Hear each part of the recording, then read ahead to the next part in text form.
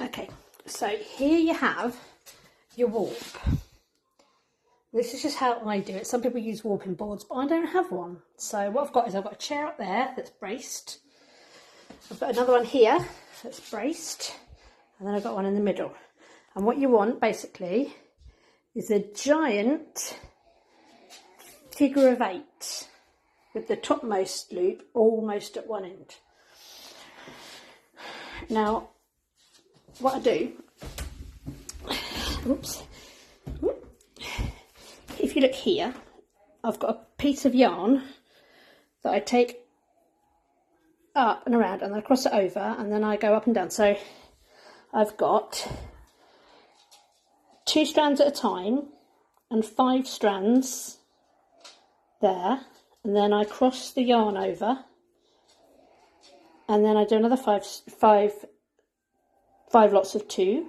So basically you've got 10 groups of 10, and you just kind of, it's almost like a loose stitch in between the groups of 10. So when you're done, it should more or less look like that. So you've got 10 groups of 10. Okay, and then when you've done that, tie a knot in that, a loose knot in that. So I've got loads of spare thread there. And then what I do next is I've got another piece of yarn and I pass it down one side and up the other to keep the X separate. So you've got them secured this way with the first thread, and then this is just a big loop that goes round there just to keep those ones separated.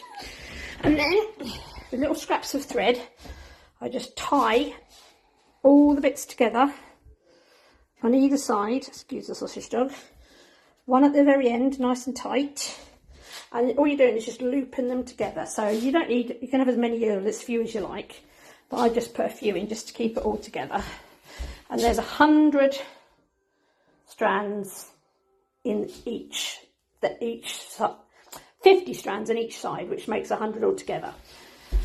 So, and then you see they come down here and they wrap around. Then always start at the furthest away end so that you have not got any odd ends up there, which is going to go around the top of the loom when you're warping. And then all you do is pop it off. Whoop.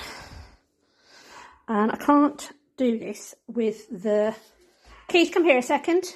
The phone in my hand. Hang on, I'll get my husband. Please. No. Right, can you just hold that and film what I'm doing, please? No. Okay, so when you've got them separated, just put them together and then just do like a big crochet chain. And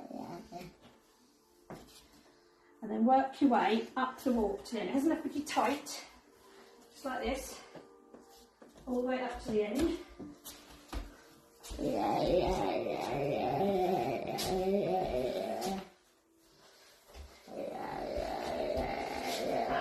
And then you can take it off your chair, off your second chair, and your warp. If you just put that bit through there, your warp is basically ready to put on your loom. Okay?